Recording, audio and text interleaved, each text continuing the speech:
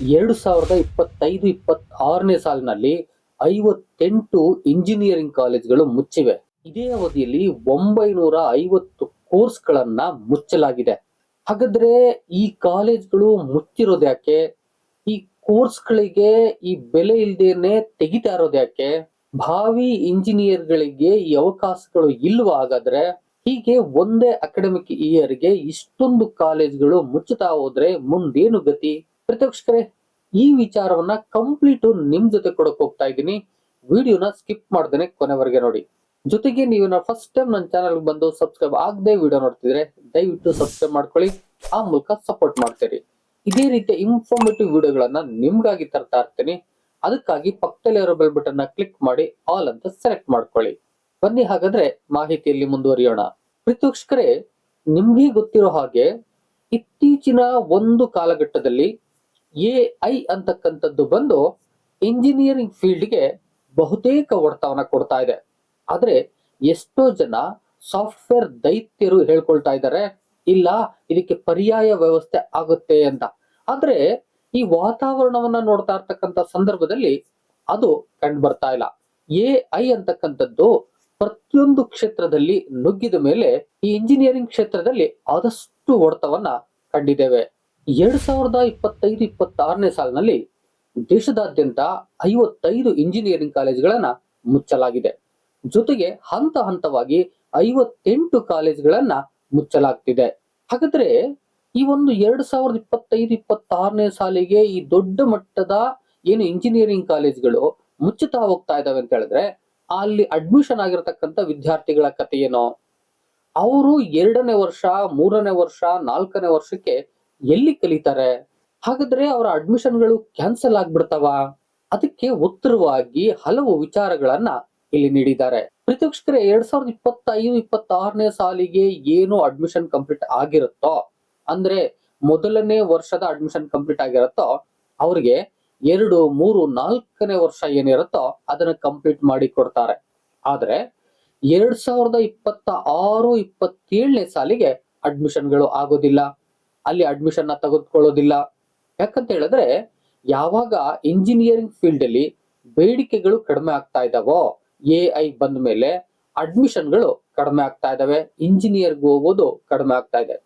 ಇತ್ತೀಚಿನ ಮಾಹಿತಿಯ ಪ್ರಕಾರ ಬಹುತೇಕರು ಈ ಇಂಜಿನಿಯರಿಂಗ್ ಮಾಡುವ ಬದಲು ಸೈನ್ಸ್ ಕೋರ್ಸ್ಗಳನ್ನ, BCA ಕೋರ್ಸ್ಗಳನ್ನ, ಅದರಲ್ಲೂ BCA ನಲ್ಲಿ ಕಂಪ್ಯೂಟರ್ ಸೈನ್ಸ್ ಸ್ಟಡಿ ಮಾಡೋದ್ರಿಂದ ಎಲ್ಲೋ ಟೆಕ್ನಿಕಲ್ ಅಂದರೆ ಇಂಜಿನಿಯರಿಂಗ್ ಕಾಲೇಜಲ್ಲಿ ಓದೋದಕ್ಕಿಂತ ಒಂದು ಸಾಫ್ಟ್ವೇರ್ ರಿಲೇಟೆಡ್ BCA ನಲ್ಲಿ ಓದ್ಬೋದು, ಮತ್ತೆ ಬೇರೆ ಅವಕಾಶಗಳು ಸಿಗ್ತಕ್ಕಂತ ಒಂದು ಅವಕಾಶ ಇರುತ್ತೆ ಅನ್ನುವ ಹಿನ್ನೆಲೆಯಲ್ಲಿ ಅವರು ಈ ಕೋರ್ಸ್ಗಳಿಗೆ ಬರ್ತಾ ಇದ್ದಾರೆ, ಇಂಜಿನಿಯರಿಂಗ್ ಫೀಲ್ಡ್ ನ ಕಡಿಮೆ ಮಾಡ್ತಾ ಇದ್ದಾರೆ.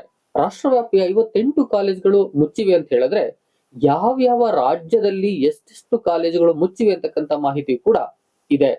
ಉತ್ತರ ಪ್ರದೇಶ ಮತ್ತು ಮಹಾರಾಷ್ಟ್ರದಲ್ಲಿ ತಲಾ 12 ಕಾಲೇಜ್ಗಳನ್ನ ಮುಚ್ಚಲಾಗಿದೆ. ಮಧ್ಯಪ್ರದೇಶದಲ್ಲಿ 8 ಕಾಲೇಜ್ಗಳನ್ನ ಮುಚ್ಚಲಾಗಿದೆ.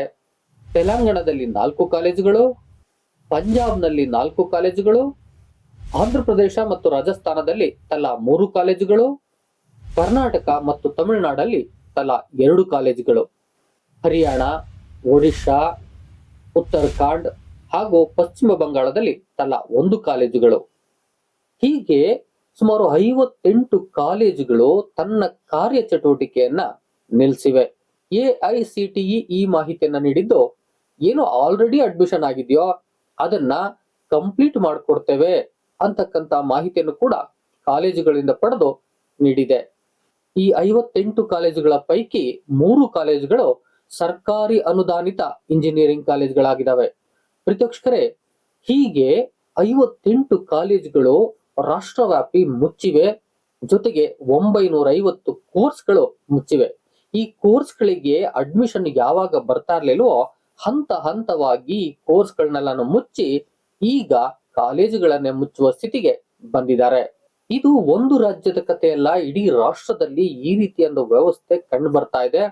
ಇನ್ನು ಮುಂದೆ ಇಂಜಿನಿಯರಿಂಗ್ ಫೀಲ್ಡ್ ಅಲ್ಲಿ ಅವಕಾಶಗಳು ಕಡಿಮೆ ಆಗ್ತವೆ ಅಂತಕ್ಕಂಥದ್ದು ಈ ಆಲ್ರೆಡಿ ಏನು ಕೆಲವು ದೈತ್ಯ ಕಂಪನಿಗಳು ಯಾವಾಗ ತನ್ನ ವರ್ಕರ್ಸ್ ಅನ್ನ ತೆಗೆದಾಕ್ತಾ ಬಂದ್ರೋ, ನೌಕರನ್ನ ತೆಗಿತಾ ಬಂದ್ರೋ, ಲಾರ್ಜ್ ಮಟ್ಟದಲ್ಲಿ ತೆಗಿತಾ ಬಂದ್ರೋ ಆ ಒಂದು ಫೀಲ್ಡ್ಗೆ ಈ ಜನರು ಅಧ್ಯಯನ ಮಾಡೋದನ್ನೇ ನಿಲ್ಸಿದ್ರು. ಇಂಥ ಸಂದರ್ಭದಲ್ಲಿ ಈ ಕೋರ್ಸ್ಗಳು ಸಹಜವಾಗಿ ಮುಗ್ತಾ ಹೋಗ್ತವೆ. ಪ್ರತ್ಯಕ್ಷಕರೇ, ಎಐ ಬಂದು ಇಷ್ಟೊಂದು ದೊಡ್ಡ ಹೊಡೆತವನ್ನ ಕೊಟ್ಟಿದೆ. ಆ ದಿಸೆಯಿಂದಾಗಿ ಇಂಜಿನಿಯರಿಂಗ್ ಫೀಲ್ಡ್ಗೆ ಹೆಚ್ಚು ಕಂಟಕ ಬರ್ತಾ ಇದೆ. ಮುಂದೆ ಭವಿಷ್ಯದಲ್ಲಿ ಇಂಜಿನಿಯರಿಂಗ್ ಹೋಗ್ತಕ್ಕಂಥವ್ರೇ ಇಲ್ಲ ಅಂತ ಹೇಳಿದ್ರೆ ಸಾಫ್ಟ್ವೇರ್ ಫೀಲ್ಡ್ ಅಲ್ಲೂ ಕೂಡ ಯಾವ ರೀತಿಯಾಗಿ ಕೆಲಸವನ್ನ ಮಾಡ್ಲಿಕ್ಕೆ ಸಾಧ್ಯ ಆಗ್ತದೆ, ಎಐ ಹೇಗೆ ಅದನ್ನ ನಿಭಾಯಿಸ್ತಾ ಹೋಗುತ್ತೆ, ಎಐ ಅನ್ನ ನಿಭಾಯಿಸೋದಕ್ಕೆ ಸಾಫ್ಟ್ವೇರ್ ಇಂಜಿನಿಯರ್ಸ್ ಯಾವ ರೀತಿಯಾಗಿ ಸಿದ್ಧ ಆಗ್ತಾರೆ, ಎಲ್ಲವನ್ನ ಮುಂದೆ ಕಾಯ್ದು ನೋಡ್ಬೇಕಾಗಿದೆ. ಒಟ್ಟಾರೆಯಾಗಿ ಈಗಂತೂ ಇಂಜಿನಿಯರಿಂಗ್ ಫೀಲ್ಡ್ಗೆ ಹೊಡೆತ ಬಂದಿರೋದು ಎಲ್ರಿಗೂ ಗೊತ್ತಿರತಕ್ಕಂತ ವಿಚಾರ. ಇದಿಷ್ಟು ಈ ಹೊತ್ತಿನ ಮಾಹಿತಿಯಾಗಿತ್ತು. ವಿಡಿಯೋ ಇಷ್ಟ ಆಗಿದ್ರೆ ಒಂದು ಲೈಕ್ ಮಾಡಿ, ಎಷ್ಟೋ ಜನಕ್ಕೆ ಮಾಹಿತಿಗಾಗಿ ಬೇಕಾಗುತ್ತೆ ಶೇರ್ ಮಾಡಿ. ಇದೇ ರೀತಿಯಾದ ಮತ್ತೊಂದು ಇನ್ಫಾರ್ಮೇಟಿವ್ ವಿಡಿಯೋ ಜೊತೆ ನಿಮ್ಮೊಟ್ಟಿಗೆ ಬರ್ತೀನಿ. ಏನಾದ್ರು ಕೇಳಬೇಕು ಹೇಳಬೇಕು ಅಂತಿದ್ರೆ ಕಾಮೆಂಟ್ ಬಾಕ್ಸ್ ಅಲ್ಲಿ ಕಾಮೆಂಟ್ ಮಾಡಿ. Thank you all, love you all.